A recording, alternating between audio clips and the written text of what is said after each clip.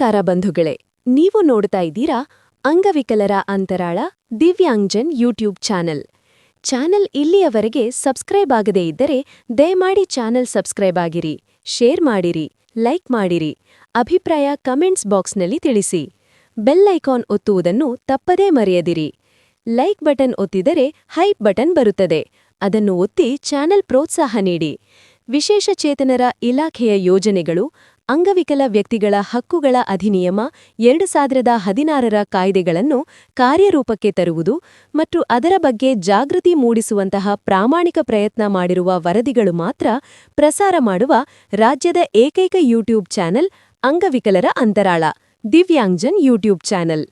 ರಾಜ್ಯದ ಅಂಗವಿಕಲರಿಗೆ ತಿಳುವಳಿಕೆ ಕೊಡಬೇಕು ಎಂಬ ಸದುದ್ದೇಶದಿಂದ ಮಾತ್ರ ಕೆಲಸ ಮಾಡುತ್ತಿರುವ ಚಾನೆಲ್ ಇದಾಗಿದ್ದು, ಅಂದರೆ ರಾಜ್ಯದ ಅಂಗವಿಕಲರ ಸಮಸ್ಯೆಗಳನ್ನು ಹೇಳಿಕೊಳ್ಳುವ, ಅವುಗಳಿಗೆ ಪರಿಹಾರ ಕಂಡುಕೊಳ್ಳಲು ಇದೊಂದು ಉತ್ತಮ ವೇದಿಕೆ ಇದಾಗಿದೆ. ಇದರ ಸದುಪಯೋಗ ರಾಜ್ಯದ ಅಂಗವಿಕಲ ಬಂಧುಗಳು ಪಡೆಯಬೇಕೆಂದು ಚಾನೆಲ್ ಬಳಗ ಯಾವತ್ತೂ ಆಶಿಸುತ್ತದೆ. ನಮಸ್ಕಾರಗಳು. ವಿಶೇಷ ಚೇತನರ ಹಾಗೂ ಹಿರಿಯ ನಾಗರಿಕರ ಸಬಲೀಕರಣ ಇಲಾಖೆಯ ಅಧೀನದಲ್ಲಿ ನಡೆಯುತ್ತಿರುವ ಅನುದಾನಿತ ವಿಶೇಷ ಶಿಕ್ಷಣ ಕೊಡತಕ್ಕಂತಹ ಸಂಸ್ಥೆಗಳು ರಾಜ್ಯದಲ್ಲಿ ನಾಯಕೊಡೆಯಂತೆ ಬೆಳಿತಾನೇ ಇವೆ. ಇದಕ್ಕೆ ಕಾರಣ ಇಲಾಖೆಯ ವತಿಯಿಂದ ಬರುವ ಲಕ್ಷ ಅನುದಾನ ಎಂದು ಹೇಳಬಹುದು. ಹಾಗಾಗಿ ಇಂತಹ ಸಂಸ್ಥೆಗಳ ಮಧ್ಯ ಅನುದಾನ ಪಡೆಯಬೇಕು, ಲಕ್ಷ ಹಣ ಮಾಡಬೇಕು ಎಂದು ನಾ ಮುಂದೆ ಎಂದು ಹಪಹಪಿಗೆ ಬಿದ್ದವರಂತೆ ವಿಶೇಷ ಚೇತನ ಮಕ್ಕಳ ವಿಶೇಷ ಶಿಕ್ಷಣ ಕೊಡುತ್ತವೆ ಎಂದು ಮುಂದೆ ಬಂದು ಯಾರಿಗೂ ಗೊತ್ತಿಲ್ಲ ಎಂದು ಹೇಳುತ್ತಿರುವ ಸಂಸ್ಥೆ ಇಂದು ರಾಜ್ಯದ ಸಾಮಾಜಿಕ ಜಾಲತಾಣ ಮಾಧ್ಯಮಗಳಲ್ಲಿ ಬುದ್ಧಿಮಾಂದ್ಯತೆಯ ಮಗುವಿನ ಮೇಲೆ ದೈಹಿಕವಾಗಿ ಪ್ಲಾಸ್ಟಿಕ್ ಪೈಪ್ ತೆಗೆದುಕೊಂಡು ಮತ್ತು ಖಾರದ ಪುಡಿ ಹಾಕಿ ಹೊಡೆಯುತ್ತಿರುವ ವಿಡಿಯೋ ಹರಿದು ಮಾಡುತ್ತಿರುವುದು ನೋಡಿದ ಅಂಗವಿಕಲರ ಸಾಮಾಜಿಕ ಕಾರ್ಯಕರ್ತರಾದ ಪಿ ಯೇಸುನಾಥನ್ ಅವರು ಸಂಬಂಧಿಸಿದ ಜಿಲ್ಲಾ ಅಂಗವಿಕಲರ ಕಲ್ಯಾಣಾಧಿಕಾರಿಗಳನ್ನ ಸಂಪರ್ಕಿಸಿ ಮಾತನಾಡಿ, ಈ ಸಂಸ್ಥೆ ಮತ್ತು ಸಂಸ್ಥೆಯ ಮುಖ್ಯಸ್ಥರ ವಿರುದ್ಧ ಸೂಕ್ತ ಕ್ರಮ ಆಗಬೇಕು ಮತ್ತು ಸ್ಥಳೀಯ ಗ್ರಾಮೀಣ ಅಂಗವಿಕಲರ ಪುನರ್ವಸತಿ ಕಾರ್ಯಕರ್ತರಿಗೆ ಇಲಾಖೆಯ ಅಧೀನದಲ್ಲಿ ನಡೆಯುವ ವಿಶೇಷ ಶಾಲೆಗಳಿಗೆ ಯಾವ ನಂಬಿಕೆ ಮೇಲೆ ಮಕ್ಕಳಿಗೆ ಅಡ್ಮಿಷನ್ ಮಾಡಿಸಬೇಕು, ಇಲಾಖೆಯ ಅಧಿಕಾರಿಗಳ ಮೂಲಕ ಸಂಸ್ಥೆಯವರಿಗೆ ಮಕ್ಕಳನ್ನು ತಂದುಕೊಡಿ ಎಂದು ಒತ್ತಡ ತಂದರೆ ಇಂತಹ ಸಂದರ್ಭಗಳಲ್ಲಿ ಯಾರು ಹೊಣೆಗಾರಿಕೆ ತೆಗೆದುಕೊಳ್ಳುತ್ತಾರೆ? ಕಾರಣ, ಇದರ ಬಗ್ಗೆ ಇಲಾಖೆಯ ಸಚಿವರಾದ ಲಕ್ಷ್ಮೀ ಹೆಬ್ಬಾಳ್ಕರ್ ಅವರು ಗಮನ ಹರಿಸಬೇಕೆಂದು ಅಂಗವಿಕಲರ ಅಂತರಾಳ ದಿವ್ಯಾಂಗ್ಜನ್ ಯೂಟ್ಯೂಬ್ ಚಾನೆಲ್ ಮೂಲಕ ವರದಿ ಹಂಚಿಕೊಂಡಿದ್ದಾರೆ. ಧನ್ಯವಾದಗಳು. ಸ್ನೇಹಿತರೆ ನಮಸ್ತೆ, ನಿಮ್ಮೆಲ್ಲರಿಗೂ ಶುಭ ದಿನ. 2-3 ದಿನಗಳಿಂದ ಬುದ್ಧಿಮಾಂದ್ಯ ಬಾಲಕನ ಮೇಲೆ ಅಮಾನವೀಯ ಹಲ್ಲೆ ನಡೀತಾ ಇದೆ ಅಂತ ಒಂದು ನ್ಯೂಸ್ ಬರ್ತಾ ಇದೆ. ಮಾಧ್ಯಮಗಳಲ್ಲಿ ಈಗಾಗಲೇ ಬರ್ತಾ ಇದೆ, ನ್ಯೂಸ್ಗಳಿದೆಲ್ಲ ಬರ್ತಾ ಇದೆ. ಇದರ ವಿಶೇಷ ಏನಪ್ಪಾ ಅಂದರೆ, ನಾನು ವಿಕಲಚೇತನರ ಪರವಾಗಿ ಕೆಲಸ ಮಾಡೋನು ಇಡೀ ರಾಜ್ಯದಲ್ಲಿ. ಇವತ್ತು ನಾನು ಕಾರವಾರದಲ್ಲಿ ಇದ್ದೀನಿ, 3 ದಿನದಿಂದ ಕಾರವಾರದಲ್ಲಿ ಇದ್ದೀನಿ.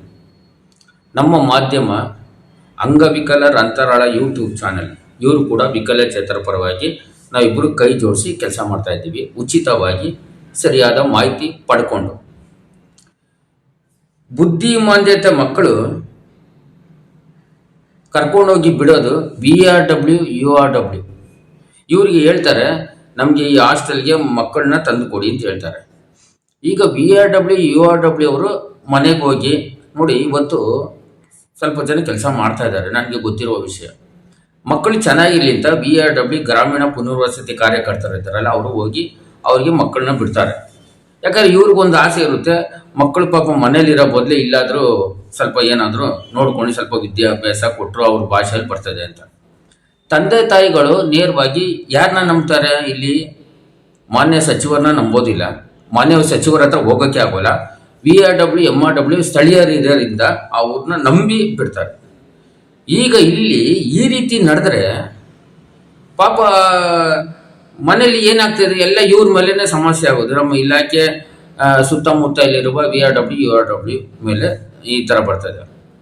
ಇಲ್ಲಿ ಸ್ಥಳೀಯವಾಗಿ ಇದಕ್ಕೆ ಹೊಣೆಗಾರರು ಯಾರು? ಮಾನ್ಯ ಶ್ರೀಮತಿ ಲಕ್ಷ್ಮೀ ಹೆಬ್ಬಾಳ್ಕರ್ ಮೇಡಮ್ಗೆ ಇದ್ರ ಬಗ್ಗೆ, ವಿಕಲಚೇತನರ ಬಗ್ಗೆ ಅಲ್ಪ ಸ್ವಲ್ಪ ಕೂಡ ಅನುಕಂಪ ಇಲ್ಲವೇ ಇಲ್ಲ.